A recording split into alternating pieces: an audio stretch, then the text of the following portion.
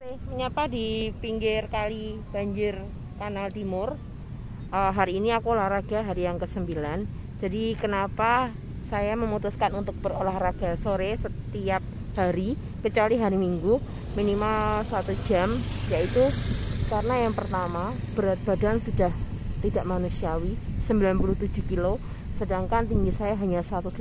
Jadi bayangkan sendiri tidak profesionalnya seperti apa. Yang kedua, menurut saya badan saya ini udah sakit-sakit, udah kayak orang tua aja. Yang pertama itu sering terjadi kesemutan di tangan, di kaki, di badan dan lain sebagainya. Terus tengkuk ini rasanya nggak enak, rasanya berat sekali, apalagi kalau habis makan-makan yang berlemak, berdaging dan lain sebagainya.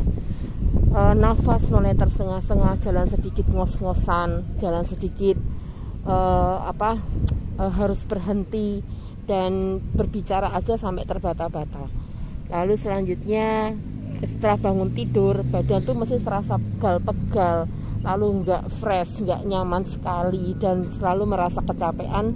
Entah karena apa, padahal bekerja juga tidak terlalu berat. Ya memang saya bekerja di kios dari jam 5 pagi sampai siang, goreng dan lain sebagainya memang cukup berat. Tapi menurut saya nggak seharusnya badan saya secapek itu gitu loh. Memang gaya hidup kami selama ini kurang benar, kurang sehat, terutama dalam hal makan itu benar-benar nggak dijaga sama sekali.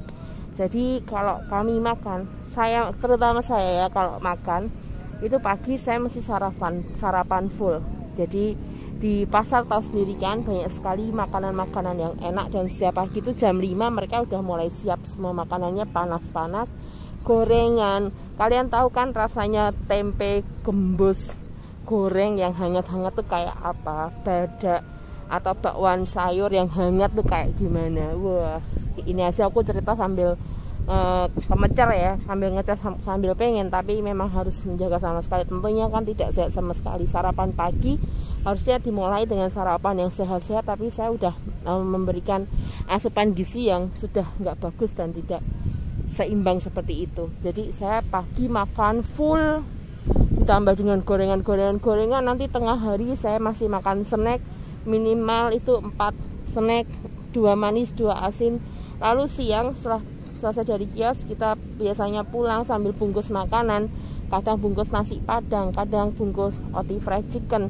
Tahu sendiri kan, ayam tepung dengan nasi, biasanya ayamnya double, 2 ayam dengan nasi, terus ditambah lagi saus mayonnaise gitu, tambah lagi es teh. Itu makan siang. Nah setelah makan siang itu biasanya kan masih beli camilan untuk kita nyamil siang di kamar. Bayangkan habis kerja ya, terus makan, habis makan kita masih nyemil sama main handphone. Itu kira-kira masih setengah jam lagi, terus tidur. Wah kayak apa itu, mengerikan ya. Habis itu kita bangun tidur, biasanya sekitar jam 2 kita tidur habis makan, terus bangun sekitar jam 5, jam 6, mandi. Pasti kita malamnya pergi cari apa? Cari makan malam lagi. Cari makan malam itu rata-rata kita perginya ke tempat makan resto atau kafe. Itu pasti dimulai dengan apa?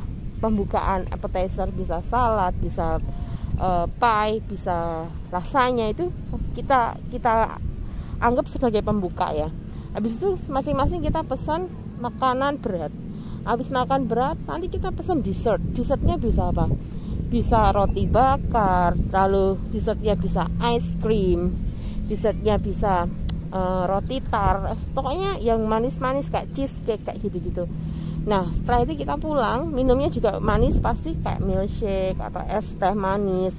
Setelah itu kita pulang kita nggak langsung pulang loh, sekitar jam 9 kita akan mampir kemana? Kalau nggak ke Indomaret, kalau nggak ke Kue Bandung, atau kalau nggak ke bakaran sosis-sosisan kayak gitu, kita mesti beli cemilan untuk kita me time, kita katakan me time di dalam kamar. Itu kita makan lagi kayak gitu sambil kita main handphone. Nah setelah itu langsung kita tidur. Nah kira-kira kalau saya hitung selama ini saya makan itu dalam satu hari lebih dari 2.500 sampai 3.000 kalori. Makanya nggak heran selama kurang lebih 5 tahun kebelakangan ini berat badan sungguh sangat tidak terkontrol sekali dan sangat tidak nyaman. Walaupun katakan saya happy-happy aja, tapi sebenarnya sangat tidak nyaman sekali. Makanya saya putuskan ketika saya mau ada jadwal lagi untuk pelayanan di gereja, saya putuskan nggak bisa kalau saya melayani tapi dalam keadaan nafas yang masih ngos-ngosan, tidak prima seperti ini, mau ngomong aja udah ngos-ngosan. Jadi saya putuskan memberikan yang terbaik. Salah satunya adalah saya harus mulai mengubah pola hidup saya yang berantakan, terutama di bidang kesehatan saya sendiri saat ini.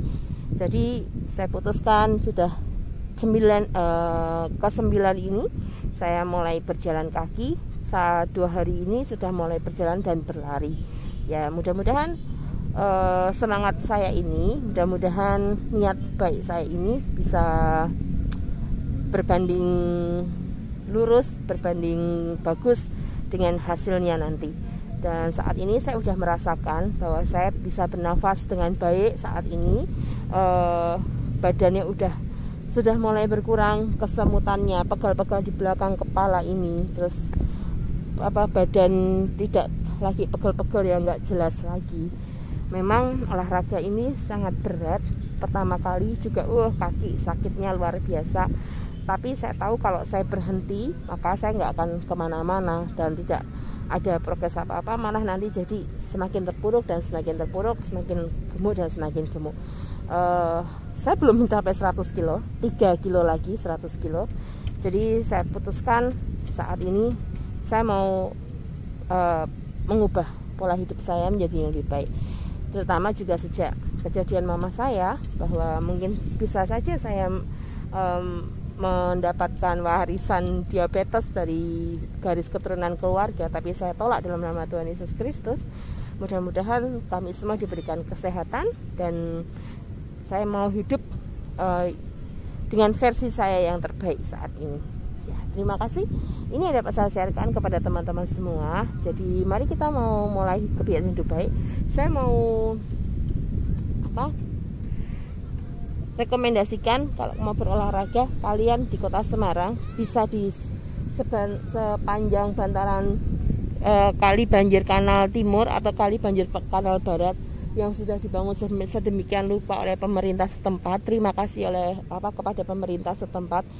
Terima kasih kepada Bapak Wali Kota, Bapak Gubernur yang sudah memberikan kami fasilitas seperti ini, fasilitas olahraga yang memadai. Ini kalau dibersihkan lagi, udah mirip kayak kali-kali atau sungai-sungai di luar negeri, di Jepang kayak gitu.